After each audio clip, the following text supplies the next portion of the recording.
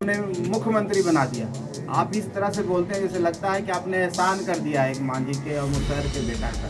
तो जब आप इतने बड़े हितैषी हैं, इतने आप दलित प्रेमी हैं, तो फिर उसको गाली दे करके आप कौन सा दलित प्रेम का ये अति कर रहे हैं। और एक बार गाली दे रहे हैं, फिर कह रहे हैं कि फलाना खराब है। मान लीजिए कि ए खराब है तो अब बी क्यों खराब हो रहे हैं। सवाल वो नहीं है कि अगला क्या किया, सवाल है कि एक क्या किए, माननीय नीतीश कुमार जी क्या किए, और उनके साथ जो दल जुड़ा हुआ है माननीय लालू जी, जो हमेशा कहते हैं कि हम अक़लियतों को और दलितों को, पिछड़ों को, सबको एक करने का काम किए हैं, उनको जुबान देने का काम किए हैं, उनकी आत्मा कहाँ चली गई।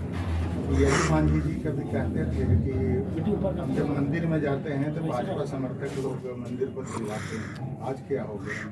देखिए, ये बात अपनी गलती को, अपने पाप को छुपाने के लिए आप कुछ भी बोल सकते हैं। कहा जाता है ना कि कोई बात को भटका दो, तथ्यों से भटका दो।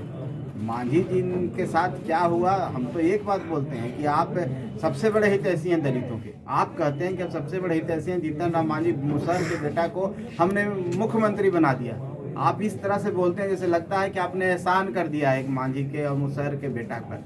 तो जब आप इतने बड़े हितैषी हैं, इतने आप दलित प्रेमी हैं, तो फिर उसको गाली दे करके आप कौन सा दलित प्रेम का ये अति कर रहे हैं। और एक बार गाली दे रहे हैं, फिर कह रहे हैं कि फलाना खराब है। मान लीजिए कि ए खराब है तो अब बी क्यों खराब हो रहे हैं। सवाल वो नहीं है कि अगला क्या किया, सवाल है कि एक क्या किए, माननीय नीतीश कुमार जी क्या किए, और उनके साथ जो दल जुड़ा हुआ है माननीय लालू जी, जो हमेशा कहते हैं कि हम अक़लियतों को और दलितों को, पिछड़ों को, सबको एक करने का काम किए हैं, उनको जुबान देने का काम किए हैं, उनकी आत्मा कहाँ चली गई।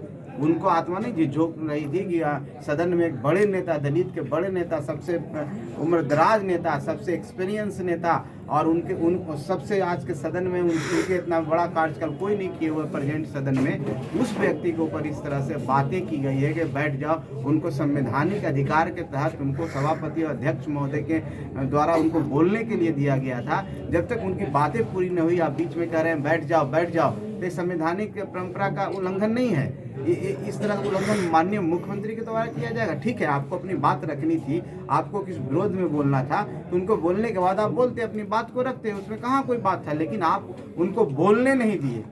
तो ये मामला नहीं है कि आप SC ST के लोगों को बोलने के लिए नहीं दे रहे हैं, कह रहे हैं तुम बैठ जाओ, तुम मूर्ख है, तुमको बोलने नहीं आता, तुमको अकल नहीं है, तुम गधा है। इस तरह की बात कहने वाला मुख्यमंत्री को शर्म आनी चाहिए कि हम किसके ऊपर बोल रहे हैं।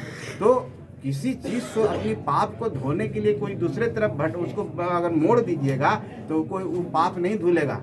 जो आपने कुकृत किया है वो पूरे इतिहास में दर्ज हो चुका है और हमेशा रहेगा। आप कुछ भी कह दीजिए, आप कह दीजिए जीतन राम मांझी संविधान विरोधी, आप कह दीजिए आरक्षण विरोधी, आप कह दीजिए कि उनके साथ जुड़ गया है जो उनके खिलाफ रहते हैं। इससे कहने से आप बच नहीं सकते हैं। अपनी गलतियों के ऊपर कितनी भी पर्दा डालिएगा, वो कहीं ना कहीं गलतियाँ आपको एक आईने की तरह आपको दिखाएगा। और समाज में जो लोग हैं, गरीब लोग हैं, दलित लोग हैं, समझ चुके हैं कि नीतीश कुमार कितने बड़े जादूगर हैं, नाटककार हैं, और कैसे अभिनय करके कैसे लोगों को ठगने का काम करते हैं। 24-25 में उनका चोपड़ा साफ हो जाएगा। पार्टी